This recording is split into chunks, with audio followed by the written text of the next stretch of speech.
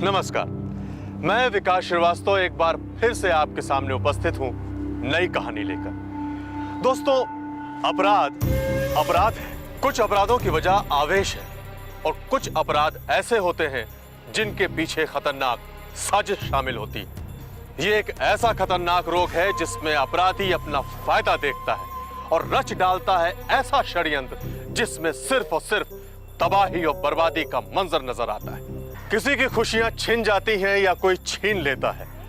दोस्तों, आज मैं एक ऐसी कहानी के साथ उपस्थित हुआ हूं जिसमें प्यार है, दोस्ती है, विश्वास है और विरोधाभास में लालच का खंजर भी है। इस कहानी की शुरुआत होती है लखनऊ रेलवे स्टेशन से 2 किलोमीटर दूर घटित एक घटना से, जिसमें एक युवती की ट्रेन एक्सीडेंट से मौत हो गई।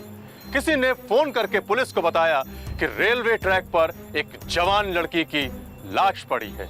इंस्पेक्टर अजय राय ने मौके पर पहुंच के लाश को अपने कब्जे में लिया और पोस्टमार्टम के लिए सिटी हॉस्पिटल भेज दिया।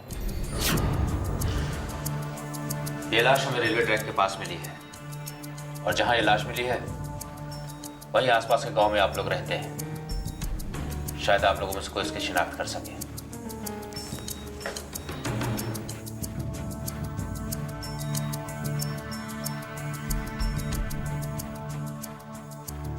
आप पहचानते हैं इसे?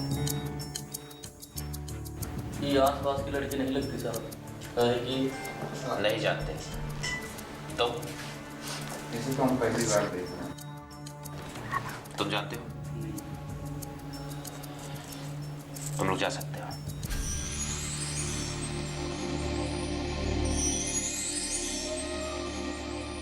श्याम सिंह। जी सर। सभी थानों में मैसेज कर दो कि हमारे थाने में एक अज्ञात लड़की की लाश पड़ी है पहचान के लिए। ओके सर, चलो बनो।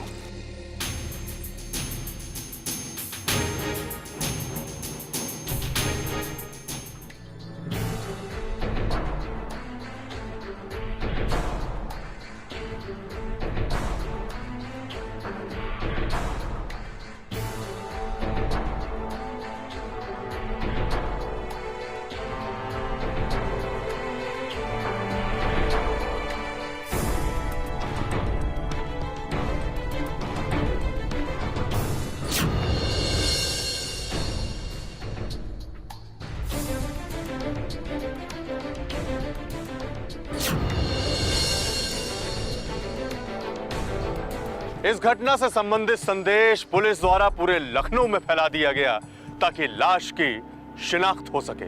और उसी दिन उमा नाम की एक युवती ने अपनी छोटी बहन रमा की missing report inspector Ajay Rai के पास लिखवाई।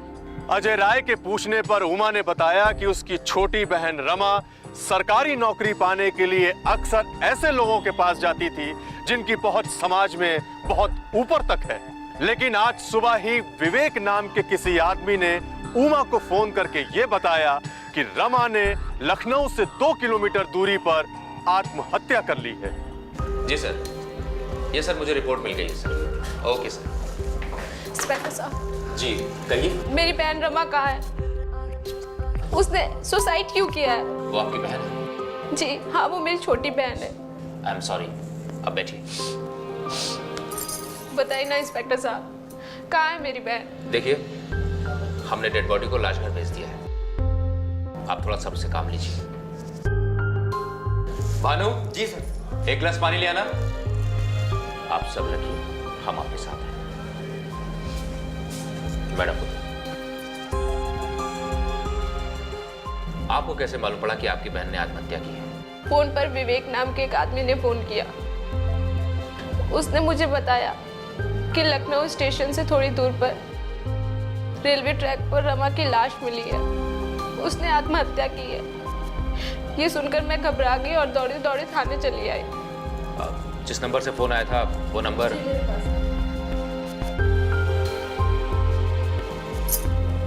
गुड। भानु,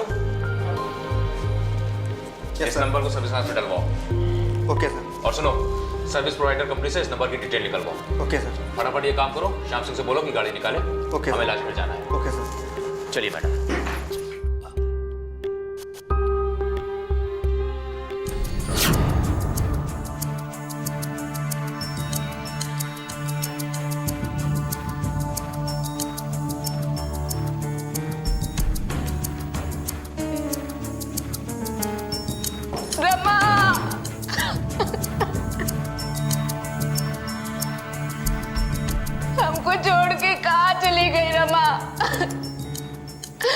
तुमको हमेशा समझाते थे रात में अकेले मत घुमा करो। हमारी सुनती कहाँ थी। बोल बोल के थक गए हम, लेकिन हमेशा तुम अपनी वाली ही करती थी।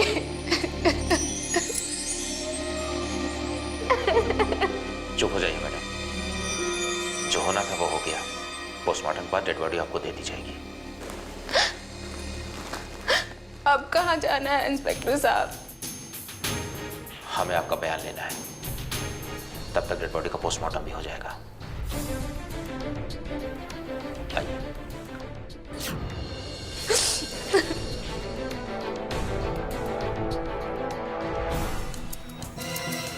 देखिए मैडम, आप अपनी बहन के बारे में कुछ बताइए। शायद हमें कोई क्लू मिल जाए कि वास्तव में ये हत्या है या आत्महत्या। रमा मेरी छोटी बहन थी, मुझसे 6 साल छोटी। रमा के पैदा होते ही माँ गुजर गई और माँ के गुजर जाने से मेरे पापा को गहरा सदमा पहुंचा था, जिसकी वजह से कुछ टाइम बाद वो भी चल बसे। हम दोनों बहनों के सर से माँ बाप का साया उठ चुका था और हमारी परवरिश हमारी दादी ने की। धीरे धीरे हम दोनों बहनें बड़ी होने लगी और मैं मैट्रिक्स में पहुंच गई। मैट्रिक्स में मेरी शादी हो गई और उसी समय दादी का भी स्वर्गवास हो गया और रमा घर में बिल्कुल अकेली हो गई। हमारे ससुराल वालों ने तो अपने साथ रखना भी चाहा रमा को, लेकिन वो मानी ही नहीं। रमा पढ़ने में बहुत तेज थी, वो कुछ बड़ा करना चाहती थी, बड़ा बनना चाहती थी। पिताजी की सारी प्रॉपर्टी बेचकर मैंने उसके नाम जमा करवा दी ताकि वो पढ़ सके और उसकी शादी में काम आ सके। ग्रेजुएशन तक तो सब ठीक चल रहा था, लेकिन उसके बाद तो उसे पंख लग गए। कई दिन तो वो घर से बाहर भी रहने लगी, पर इस बीच हम लोग की बातें फोन पर होती रहती थी। पर उसकी बाहर रहने की आदत दिन पे दिन बढ़ने लगी। फिर मैंने उसे एक दिन समझाया।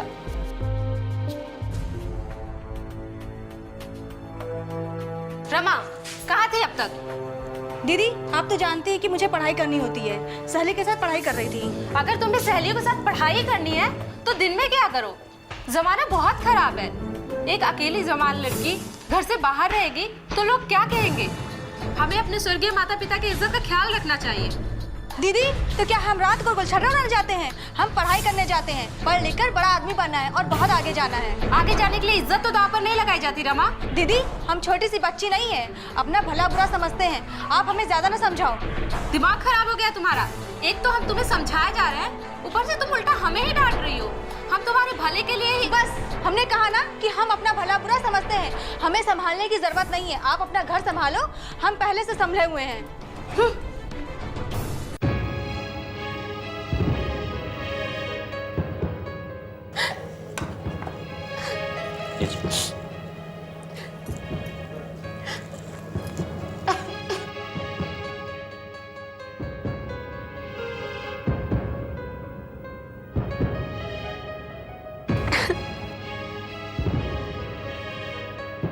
इंस्पेक्टर साहब, बेशक रमा की आदतें मुझे पसंद नहीं थी, पर वो थी तो मेरी बहन ही। एक हफ्ते से ना कोई उसकी खबर, ना कोई फोन। मुझे उसकी चिंता होने लगी थी। कई बार मैंने उसे फोन करने की भी कोशिश की, लेकिन हर बार उसका फोन स्विच ऑफ जाता था। तब तक उसकी मुझे खुदकुशी की खबर मिली। ये सुनते ही मेरे पैरों तले जमीन खिसक गई। वो कौन था, किसने फोन किया, कुछ नहीं जानती, लेकिन एहसान किया मेरे ऊपर। Sir, postmortem report.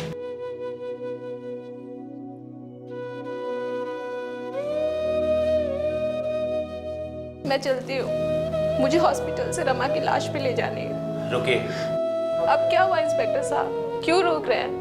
आपकी बहन ने आत्महत्या नहीं की है, आत्महत्या नहीं की? उसकी हत्या हुई है। हत्या? जी हाँ, उसकी हत्या हुई है। उसे कोल्ड ड्रिंक में धीमा जहर दिया गया था। जहर?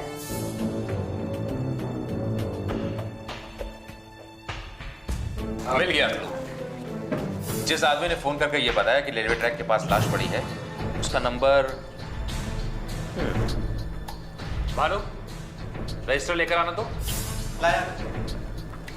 हो सकता है उस आदमी ने भी आपको फोन किया।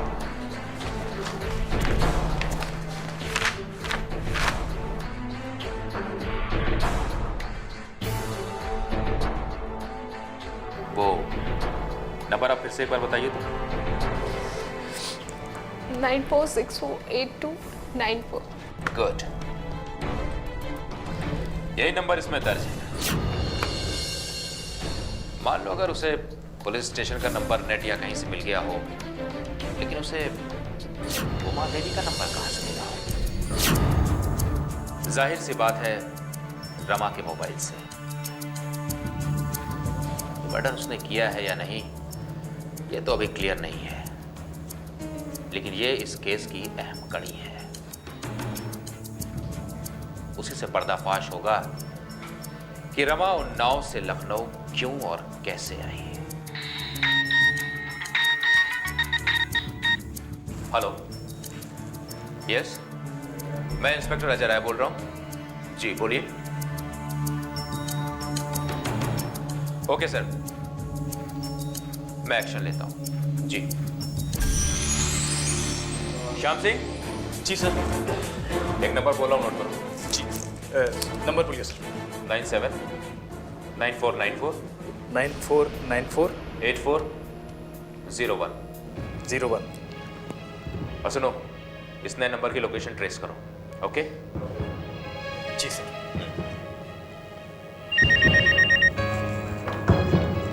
Hello, good. एड्रेस सहित मेरे मोबाइल पर लोकेशन फॉरवर्ड कर दीजिए। जी, ओके।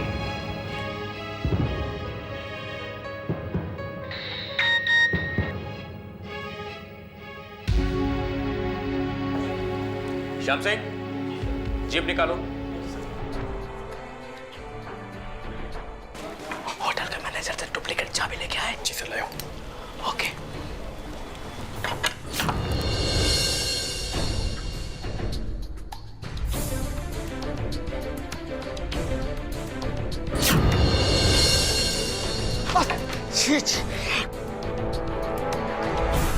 कपड़ा पहनो तुम दोनों, कपड़ा पहनो।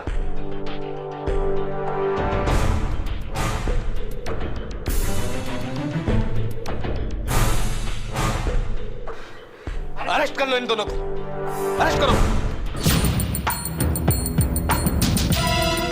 जिस्म फरोशी करते हुए तुम्हें शर्म नहीं आती? मैं क्या मैं? वो होटल के कमरे में तुम्हारा मर्डर कर देता तो?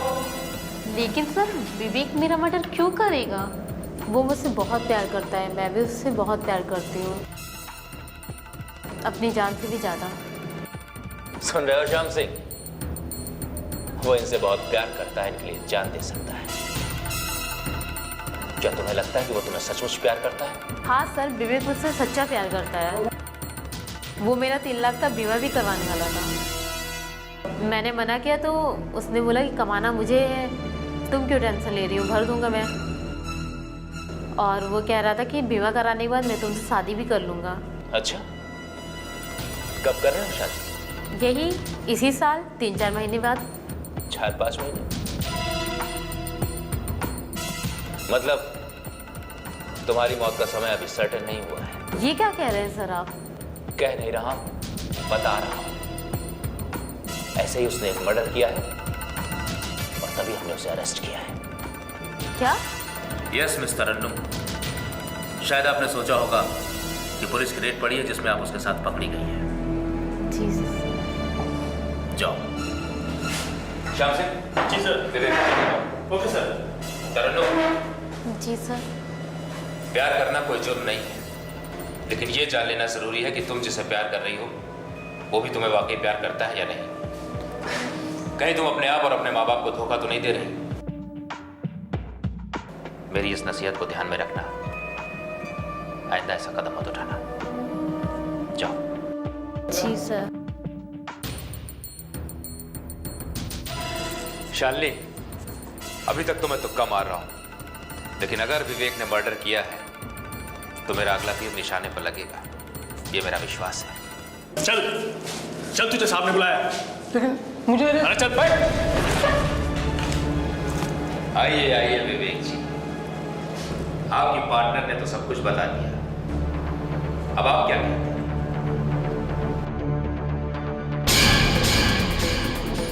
लेकिन हमने तो उसे कुछ बताया ही नहीं। लेकिन मुझे तो बता दिया।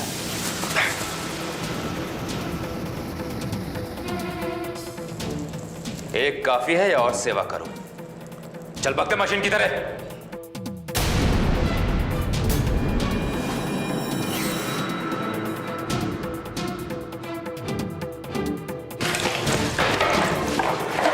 पुलिस वाले से कहां भाग कर जाएगा? सीधे सीधे बताएगा या मार खाकर? बताना तो तुझे पड़ेगा, क्योंकि अब तेरा खेल खत्म हो चुका है। बता, रमा से तेरी पहली मुलाकात कब और कहां हुई? शुरू से आखिर तक सब स्टोरी बता। साहब, आज से 3 साल पहले मैं कॉफ़ी शॉप में बैठ के कॉफ़ी पी रहा था। अरे भाई, आप चिंता क्यों करते हो? देखिए, मंत्री जी से आपके लिए मैंने बात कर ली थी। अरे नहीं, आप घबराओ नहीं सर। जब मैं बैठा हूँ तो आप क्यों टेंशन ले रहे हो? अरे नहीं, पैसे लगेंगे लेकिन आपका काम हो जाएगा सर। जी, देखिए 20 लाख रुपए लगेंगे, लेकिन आपका अपॉइंटमेंट लेटर सीधा आपके हाथ में, समझे? जी। अरे सर 1 मिनट रुक जाइए सर, जरा एक कॉल आ रहा है, आपको सर 2 मिनट में कॉल करता हूँ, ठीक है sir? Okay sir, okay sir, okay. हाँ जी भाई साहब, कैसे हैं आप? अरे आप चिंता ना कीजिए, सिविल कोर्ट के जज से मैंने आपकी सेटिंग कर दी है। आप बस पैसे तैयार रखना, बाकी आपका काम होना वो मेरी गारंटी है, ठीक है? Okay sir, okay. हाय, जी मेरा नाम रमा है। जी कहिए। मैं आपकी टेबल पे बैठ सकती हूँ? हाँ, ऑफ कोर्स मैं बस जा ही रहा था। लेकिन मैं तो आपसे बात करने के लिए अपनी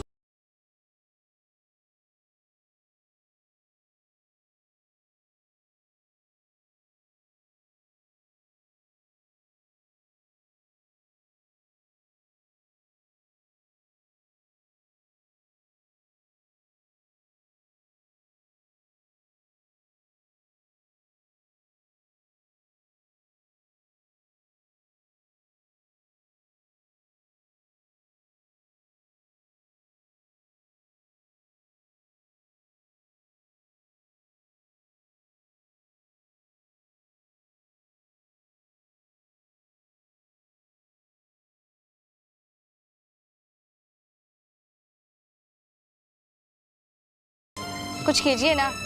देखिए मैडम नहीं, रमा। देखिए रमा जी, हम आदमी थोड़ा मुंहफट है। देखो, बुरा न मानना आप, लेकिन आज के ज़माने में कहावत है कि छोकरी तो बड़ी आसानी से मिल जाती है, लेकिन नौकरी नहीं मिलती, और वो भी सरकारी नौकरी। पर हम आपकी बात सुन चुके हैं, आप कर सकते हैं सर।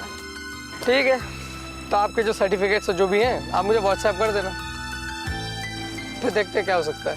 अपना नंबर दे दीजिए।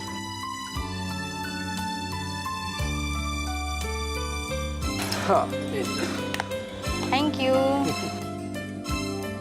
इसमें तो बहुत सारे नंबर हैं।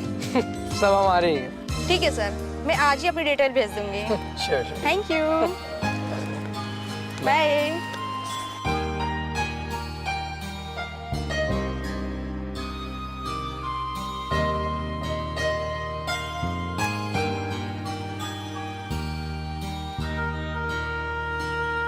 सर, जी, मैंने तो आपको अपना नंबर दिया ही नहीं। तो अब दे दीजिए। वैसे मुझे याद था, लेकिन मैंने जानबूझ के आपका नंबर नहीं मांगा। पता नहीं आप क्या गलत सोच रहे। ऐसे क्यों देख रही? देख रही हूँ, इतनी ऊंची पहुंच वाला आदमी इतना मासूम हो सकता है? मासूम नहीं हूँ रमा जी, हर काम में एक्सपर्ट हूँ। हाँ, बस लड़कियों से बात करने में थोड़ा झिझकता हूँ।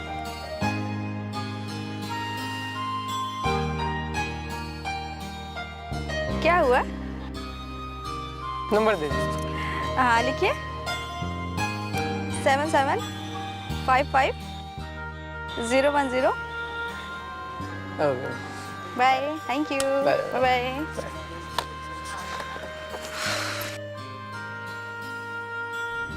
तो दोस्तों, अब तक आपने देखा कि रेलवे ट्रैक पर पड़ी लाश को रमा के रूप में शिनाख्त कर लिया गया, मगर रमा ने आत्महत्या क्यों की, यह बात समझ में नहीं आई। और उधर पुलिस ने विवेक और तरन्नुम को गिरफ्तार कर लिया। विवेक और तरन्नुम का रमा की आत्महत्या से क्या कोई ताल्लुक है?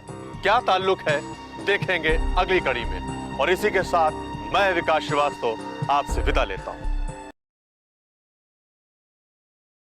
नमस्कार दोस्तों, मैं विकास श्रीवास्तव एक बार फिर से उपस्थित हूं। इस कहानी के पिछले भाग में आपने देखा कि पुलिस ने विवेक और तरन्नुम को होटल से गिरफ्तार कर लिया और थाने ले गई, जहां पे उन दोनों से अलग अलग पूछताछ की। साहब, रमा की सरकारी नौकरी की ललक ने हमें उसे टारगेट बनाने का इजी मौका दे दिया। हमने बहुत कोशिश की कि अपनी भावनाओं पर कंट्रोल करें। फिर उस रात हमने रमा को कॉल किया।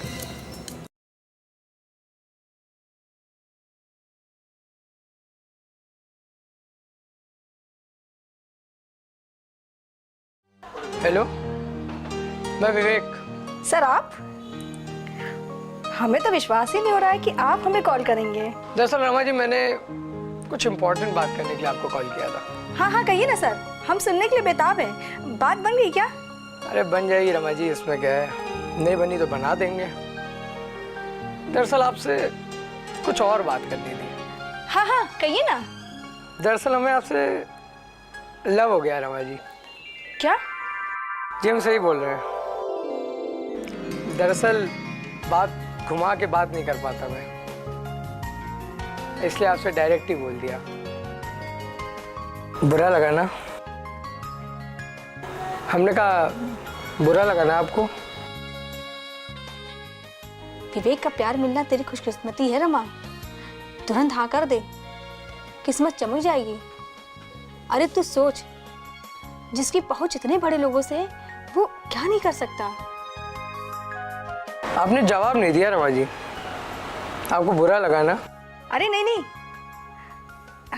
हमको तो बहुत अच्छा लगा सर।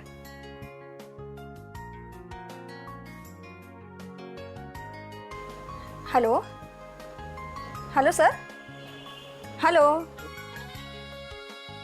लगता है फोन कट गया। हेलो। हाँ हाँ रमा जी, बोलिए बोलिए। क्या आप भी मुझसे? इतनी जल्दी किसी को किसी से प्यार नहीं होता sir,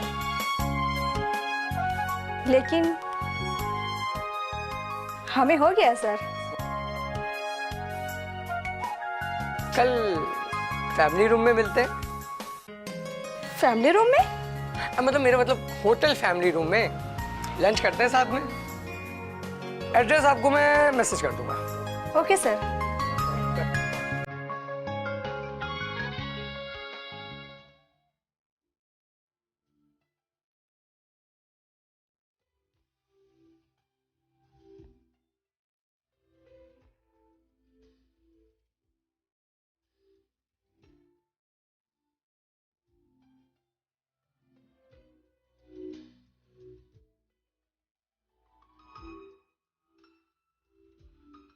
sorry sir.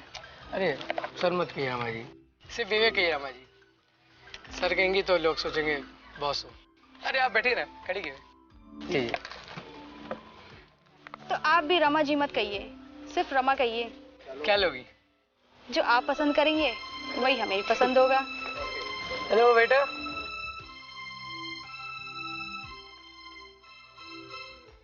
Yes sir. एक मैंगो जूस, एक मेरे लिए। Okay sir.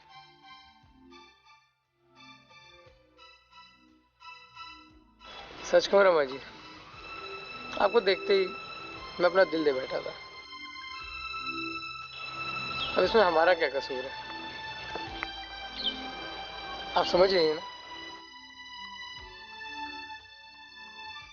हम अपने आप को रोक नहीं पाए थे, इसलिए आपको फोन में सब कुछ साफ साफ कह दिया था। हमको बिल्कुल पता नहीं था कि आप भी वही सोच रही हैं जो हम सोच रहे थे। छोड़िए, एक क्या कर रहे हैं, कोई देख लेगा।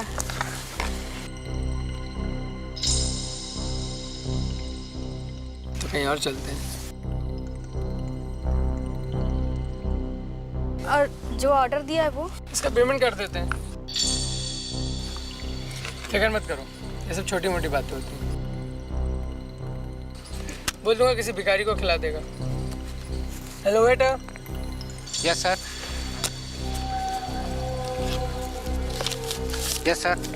ये खाना किसी भूखे को खिला देना, ईमानदारी के साथ। Okay sir. और जो बचे वो रख लेना। Thank you sir.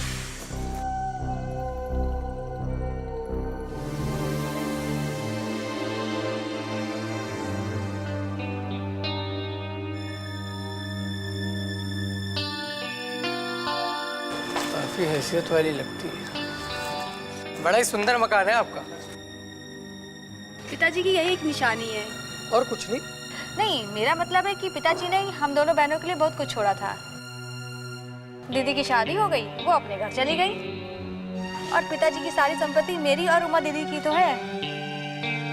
बात जब पिताजी की संपत्ति की बंटवारे की आई तो दीदी के ससुराल वालों ने कुछ भी लेने से इनकार कर दिया। उन्होंने बोला कि सब कुछ रमा को दे दो। फिर क्या हुआ? फिर क्या, दीदी अपने ससुराल चली गई और मैं यहाँ रहने लगी।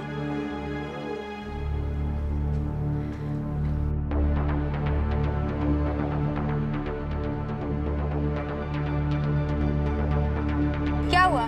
कुछ नहीं, देख रहा हूँ। बड़ा ही सुंदर मकान है। हाँ, सुंदर तो है। आप चलिए अंदर बैठिए, हम आपके लिए कुछ खाना बनाते हैं। चलिए मैं भी हेल्प कर देता हूँ। नहीं नहीं, उसकी कोई जरूरत नहीं है।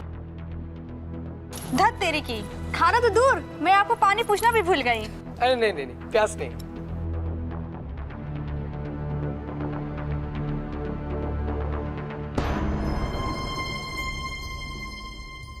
प्यास तो है मेरी जान, लेकिन पानी की नहीं।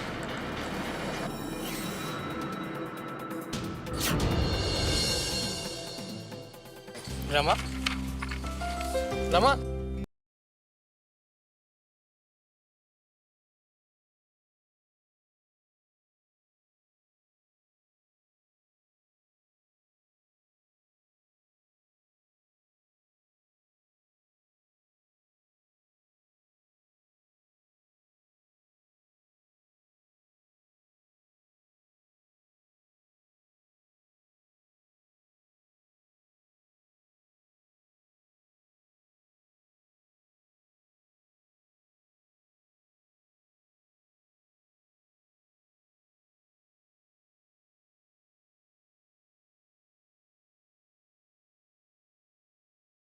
ये सर चढ़कर बोलने लगता है, वो उसे टूट कर प्यार करने लगती है, वो उसकी सारी बातें आंख बंद करके मानती है। और इसी तरह से लगभग 1 साल का समय बीत जाता है।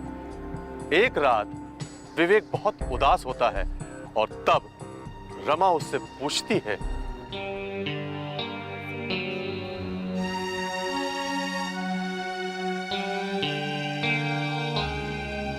विवेक, विवेक,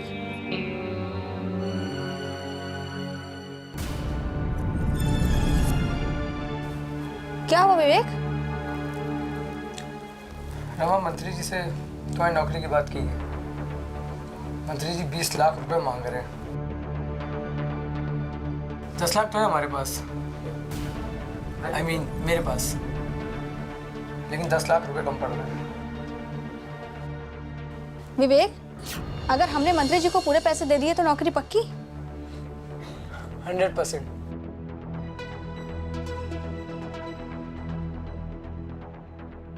हमारा मकान बेच दो। पागल हो गई है तुम? घर बेच देगी रमा? हाँ हाँ पागल हो गई हूँ। तुम क्या जानो सरकारी नौकरी क्या होती है? तुम घर में बैठकर तरकारी छीलो, खाना बनाओ और घर वालों को खिलाओ, और क्या करोगी? नौकरी मिल गई तो 4 मकान और बनवा लूंगी। आप एनओसी साइन करिए। चिंता मत करिए दीदी, आपका हक नहीं मारूंगी, कमा कर पैसे वापस कर दूंगी। हमको हक का लालच होता तो माँ बाप की सारी प्रॉपर्टी बेचकर तेरे नाम नहीं जमा करवाती, उसी वक्त ले लेती। हमको हक का लालच नहीं है रमा। अरे हम तो तेरे भले के लिए सोच रहे हैं। कहीं ऐसा ना हो कि पैसे भी चले जाएं और नौकरी भी ना मिले। कहीं की नहीं रहेगी तू। हमको शिक्षा मत दो दीदी, सब समझ में आ गया है। क्या समझ में आ गया है? यही कि आप हमें खुशहाल नहीं देखना चाहती। हे भगवान, पागल हो गई है ये लड़की, कोई तो समझाए इसे। यहाँ हमारे तुम्हारे सिवा है ही कौन जो बैठकर समझाएगा? लाओ कर देती हूँ साइड, लेकिन याद रखना रमा, एक दिन तुम बहुत पछताओगी।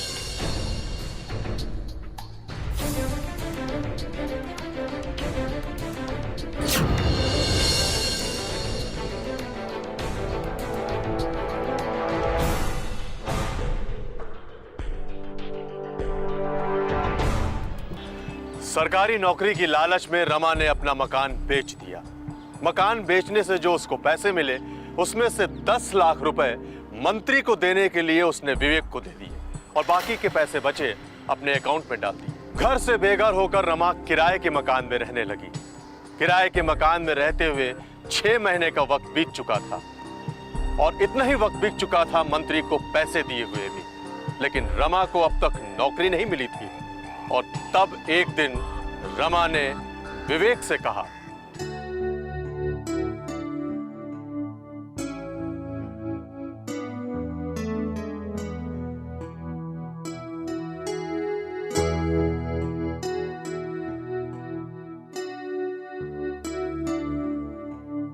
विवेक, इस किराए के मकान में रहते रहते 6 महीना बीत गए हैं।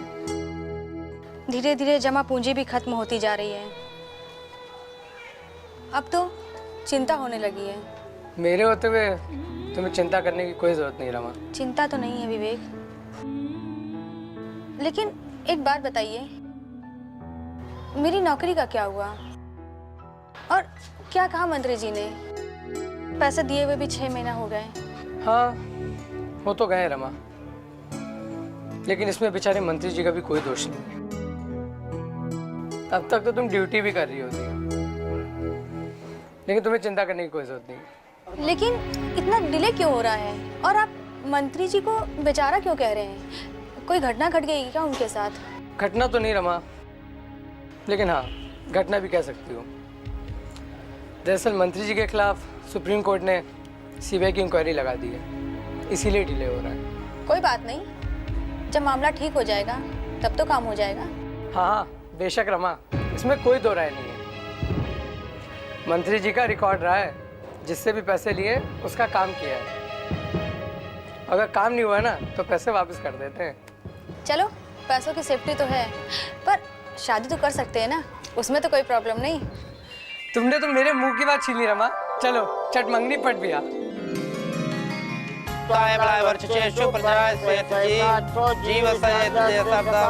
द्वादशे तानि नामानि प्रयंतो याद। अब्बर बधू एक दूसरे को वरमाला पहनाएंगे।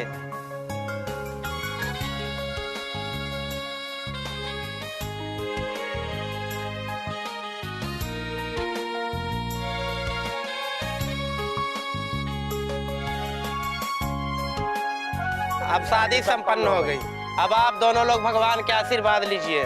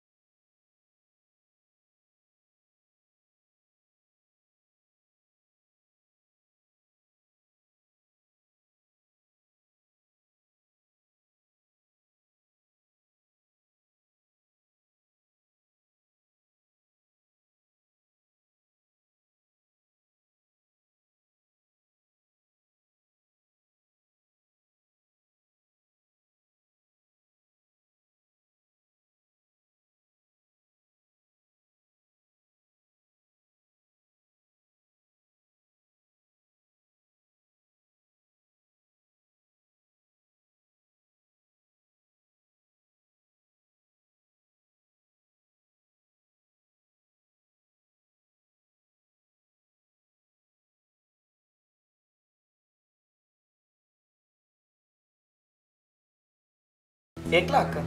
अरे नहीं नहीं नहीं, 1 लाख का बीमा कोई बीमा होता है?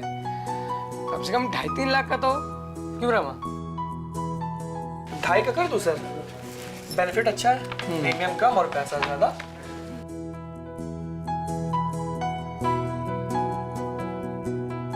ठीक है ठीक है, ओके। नॉमिनी में किसका नाम डालूं सर? किसका नाम डालना? या हम दोनों ही तो हैं, तीसरा कौन है? अपना नाम डाल दीजिए। अरे नहीं नहीं नहीं,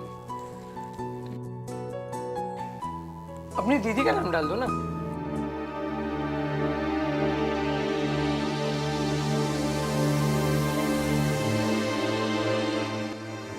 नहीं नहीं, दीदी का नाम नहीं जाएगा, आप अपना नाम डाल दीजिए। ठीक है भाई, जैसा कहते हैं कर दो।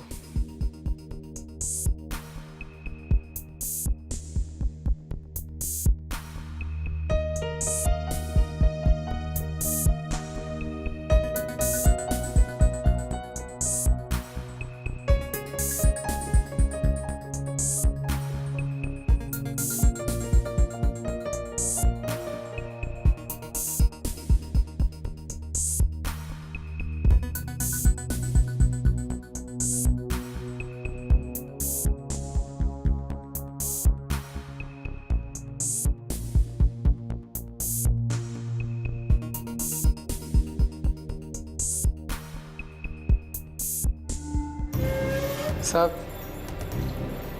शुरू से लेकर आखिरी तक मैं रमा के साथ गेम खेलता रहा और वो इसे प्यार समझती रही। मेरी सबसे बड़ी खासियत ये थी कि मैं अपने मन की बात ट्रिक से उसके मुंह से ही कहलवाता गया। बीमा कराते समय उसकी दीदी का नाम सजेस्ट करना भी मेरी ही पॉलिसी थी। मैं जानता था ये मेरे प्यार में पागल है, उसकी दीदी का नाम सजेस्ट करूंगा तो वो भड़क जाएगी, क्योंकि घर के कागजात पे साइन कराते समय दोनों बहनों में काफ़ी किचकिच हुई थी। आखिर में रमा ने मेरा ही नाम डालने को कहा और मैं मन ही मन खुश हो गया। बहुत बड़ा चालबाज है तू। रुक मत, आगे बोल बोल। उसके बाद साहब धीरे धीरे 3 महीने बीत गए और हमने अपने प्लान को अमल में लाना शुरू किया। एक दिन मंत्री जी से मुलाकात कराने के बहाने मैं उसे लखनऊ ले गया। लखनऊ स्टेशन पर उतरकर मैंने उसके लिए कोल्ड ड्रिंक खरीदी थी और उसमें चुपके से जहर मिला दिया। खुद हमने कोल्ड ड्रिंक नहीं पी थी।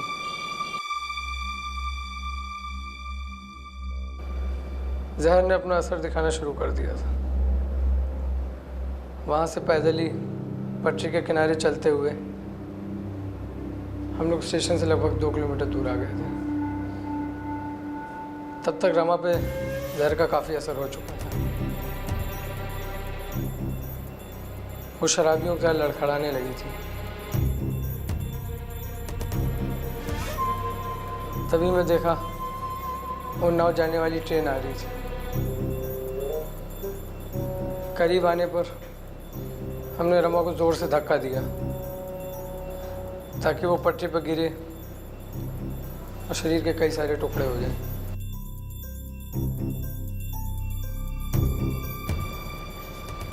लेकिन ट्रेन का इंजन आगे जा चुका था और रमा का शरीर डिब्बे से टकरा के दूर जा गिरा। मर गई रमा। और फिर तू तरन्नुम को शादी का झांसा देकर उसका बीमा करवाने वाला था। खुद नॉमिनी बनता और फिर उसका भी मर्डर कर देता।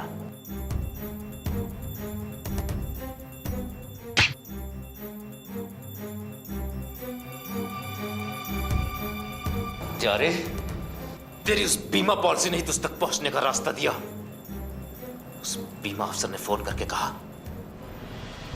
हेलो राय साहब, मैं बीमा कंपनी से बोल रहा हूँ। आप बीमा एजेंट हैं? देखिए प्लीज आप बाद में। मैं बीमा एजेंट नहीं, बीमा ऑफिसर हूँ।